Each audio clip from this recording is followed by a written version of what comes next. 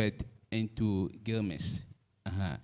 And one of the things that came out that integration can be a very difficult and sometimes problematic because you can have various software blaming one another. So getting a robust system that can be enhanced to perform all the functions will be one good way to look at so that we can ensure, one, the sustainability of GILMIS, as well as improve on the use of GILMIS as it stands today. Then we also look at the second innovation, which is pharmaceutical traceability in Ghana. And this is important because of the challenges that we have with health commodities. And some of these challenges include unregistered pharmaceutical products on the market, fake products, tampering with expiry dates and things to extend shelf life, and then also diversion of commodities, particularly some of the expensive commodities which sometimes are produced for developing countries like Ghana, but they find their way back into advanced countries because of diversion. So to be able to address these challenges, we need a secure supply chain globally. And the thing to do is to adopt the best practices in the world using global standards, which will ensure visibility and then traceability. So Ghana has adopted Global Standard 1, which will ensure that we are able to identify, capture data, and also share. And there have been a number of processes in terms of the traceability journey. But the good news is that Ghana has been able to produce pharmaceutical traceability strategic document, which has been launched. What is left now is to undertake the various processes to implement this important document. And I think these are the key issues that we discussed as far as innovations in healthcare supply chain is concerned. Thank you.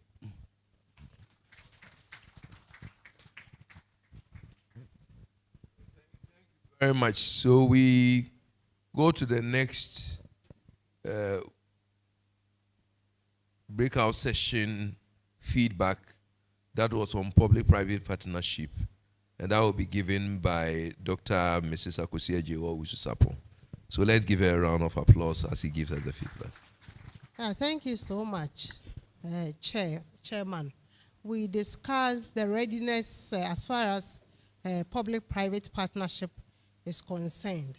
And so what is public-private partnership? We are looking at the public sector contracting the private sector to deliver some services. We know that health is a public good, and therefore PPP seeks to achieve efficiency in service provision, timeliness in providing the necessary services, capital injection. The private sector, inject capital into the activities that has been contracted to them, and then they also build capacity and ensure technology transfer. And all these things, the private sector seeks to benefit, in terms of some reward. And with the PPP arrangement, there are roles and responsibilities for the two parties, and the two parties also share some risk. And then he went ahead and mentioned that PPP already exists in the country, and some of examples of PPP as mentioned include the GILMIS, the LMD, last mile distribution. Prior to the last mile distribution, facilities had to move their vehicles to the regional medical stores to collect items. And with the LMD, right from the manufacturing into the stores, is distributed from that level to the service delivery point. And that improves efficiency. And because of the LMD, other activities have been integrated into the transportation of commodities. And this, he brought he mentioned the example of COVID-19 logistics. Because of the existence of the LMD, when we had the outbreak of COVID-19, transportation of logistics to the various levels of service delivery was made quite easy. And now we are integrating other commodities, movement of commodities through the LMD. And then he mentioned another example of government contracting some pharmaceutical companies to manufacture vaccines. That is also a PPP arrangement. And with PPP arrangement, we also learned that there should be mutual respect and trust. Trust is very key in public-private partnership. And then skills development and skills transfer. Most of the time, the private sector is endowed, with some of these skills concepts, and they are able to transfer them to to aid the work of the public sector. And accountability and visibility, because the government pays, or whatever partners pays the private sector, they are made accountable, and normally they are paid based on performance. So the PPP brings some form of efficiency, into the delivery of health services, because the government may not have the capital to inject into the system to ensure that the delivery of services and commodities, is made easy. But with the private sector injection of capital and their expertise, they are able to ensure that items are delivered to the next level. And for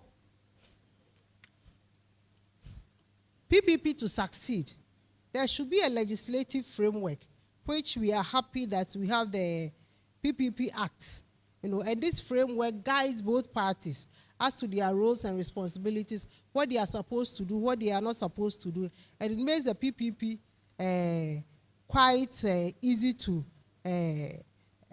implement. And then the mode of delivery of the PPP should also be looked at. What is the mode of delivery? Is it a service contract? Or is it a build, operate, transfer? What kind of delivery is the PPP embarking on? And then the benefits or payments. What are the benefits to the public sector? And what are the benefits to the private sector? Should also be considered for PPP to succeed. And then, of course, when you have two parties working, there are always bound to be conflicts. How are these conflicts, resolved? So conflict resolution is key to the success of PPP arrangement. And with, are we ready for PPP? Yes, because now we have the legal framework. There are successful examples like the LMDs. And even within the health sector, there are examples where private companies move to facilities, build labs, or provide equipment, and then the facilities use the equipment to provide service over a period of time. The private sector gains funds from the use of that particular facility, and after a period of some number of years, is reverted back to the facility. So there are these successful examples. So we are ready for PPP. And there are also private sector players who are ever ready to, work together with government to ensure that they embark on PPP arrangements and activities. And we have the local content, and there is the collaborative spirit. Now the government is looking for partners, to partner them to provide services because they may not have the necessary resources.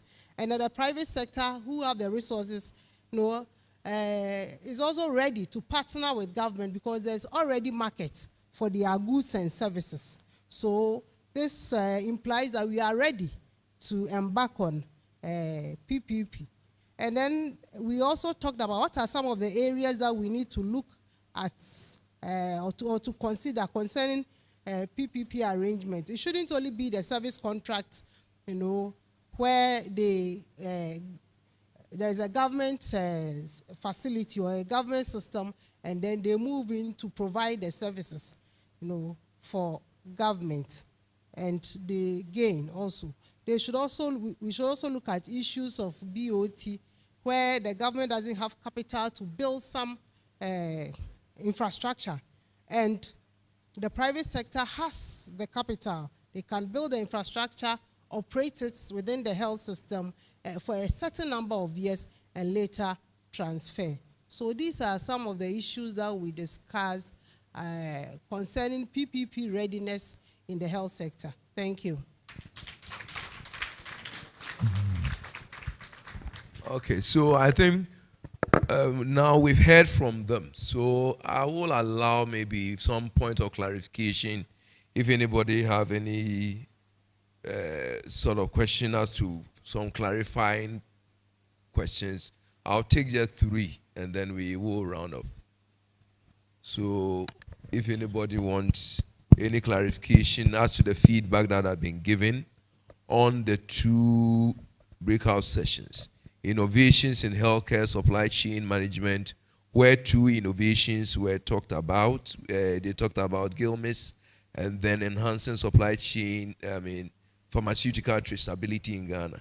And then the public-private partnership, which tried to show how public partnership can be used to enhance the supply chain. So if there are any points or any questions that anybody want to ask, we'll take 3. Or any contribution also. Contributions are also welcome on these 2 things.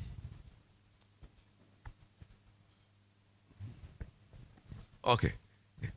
So I think I will ask my distinguished chairman of the chairpersons of the breakout session to give me each of them a lead for them as they sat in and presided over the presentation.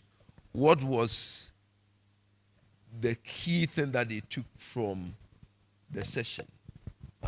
So you just give me 1 or 2 that you took personally, as you chaired these sessions. Thank you very much. I realize that PPP is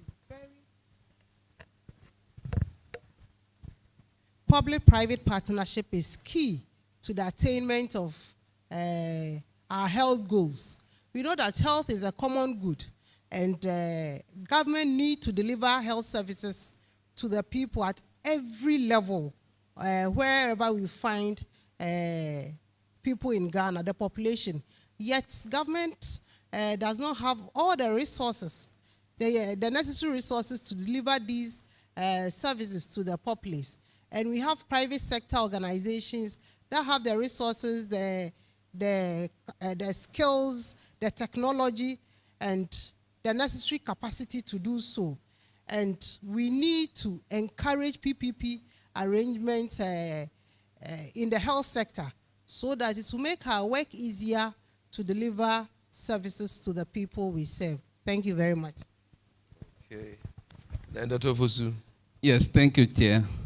I think for the first innovation, GILMIS, I think GILMIS can actually help us develop a robust supply chain system. But for the current interoperability problems with some other software that we are using. So one of the issues that even came up is whether we can have timelines for integration. Say next year by this time,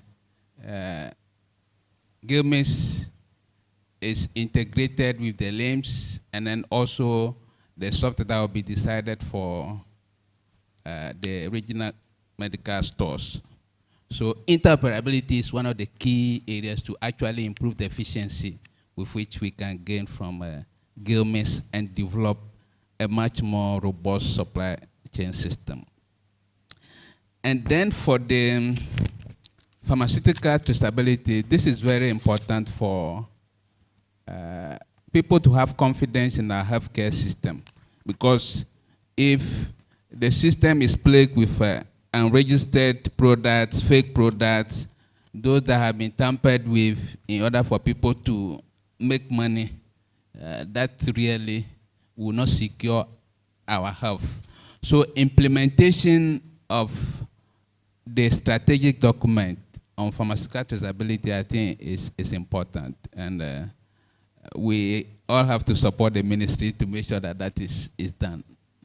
Thank you. Thank you very much.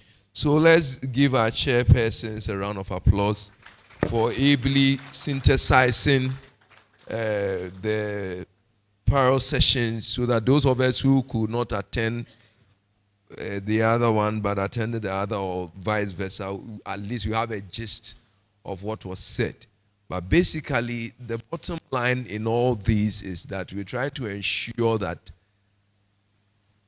access to commodities at the level of the service delivery is ensured as much as possible. And the innovations that are put in place, like the Gilmes, and then also ensuring the security of the commodities that we are putting into the system, and then also leveraging on some capital expertise and others outside the public sector is also critical in our bid to ensure access to commodities as we strive to achieve the universal health coverage. Because I think one of the presenters said in the morning, sometimes one of the indictment on us is client coming to our facilities, and then they have a common way of saying, and it's like paracetamol, crab, and we need to ensure that, it is all these things put together that ensure that clients are satisfied when they come to us. And we need to leverage all the available means to ensure that it happens. Achieving the universal health coverage within the time that is left cannot be business as usual. We need to look at new ways of doing the business, which is outside the way in which we normally do business. Because when you look at the trajectory that we are going, if we are to follow the normal way of doing the business, then there's no way we can achieve USC within the 7 years that is left. But if we can leverage on innovations and existing technologies and capital outside the public sector, expertise outside the public sector, etc., then we can generate enough momentum that will change the trajectory, and hopefully we will make it. So thank you all very much. It's been a long day, and let's clap for ourselves for really sticking through it. Yes. When you look at the numbers that are here, it is quite remarkable. Because I've been to conferences, people have sneaked out anyway, but it is not, the percentage is acceptable. It's within the margins of error. Yes. So, yes, we thank the organizers for putting together such a captivating buffet that is keeping people around. Thank you very much. And on this note, we bring our session to a close, and we discharge our chairpersons with a round of applause, and we hand over to the MC. Thank you very much. Let's do it better for them, our Deputy Director General, as well as our breakout sessional chairs. Thank you so much. So we've gradually come to the end of the first day of this conference. And let's take note of this announcement. Please, the diary, we are still waiting for the diary. If you've seen any red diary anywhere that doesn't belong to you, please kindly hand it over to us, to me or the secretariat, so that we can. It's in a bag. It was in a bag. So if you've picked any bag, and just check inside. If you want to take the bag, you take the bag, but bring us our diary, please. It's one of the new bags. You can pick the bag, but we need the information in the diary. So please, let's have it. Thank you so much. If you have a presentation tomorrow, please make sure you give it to the secretariat. Please presenters, kindly make sure that you give all your presentations to the secretariat in advance so that tomorrow we can start on time. Tomorrow, we are starting at exactly 8 to 8:30. So we expect by 8:30, we will all start. There's a program at 2 p.m. that most of our directors and other senior managers will be attending. So please, let's come here on time tomorrow by 8:30 so that by 2, we are all leaving here. By 1, we'll go for lunch. 2 o'clock, we are all leaving to go and support the program at the other place. Thank you so much. We'll take the closing prayer, and I'll call on Mr. Samuel Edusei, who is the Regional Procurement Manager, Eastern Region, to do that for us. Please help me welcome him.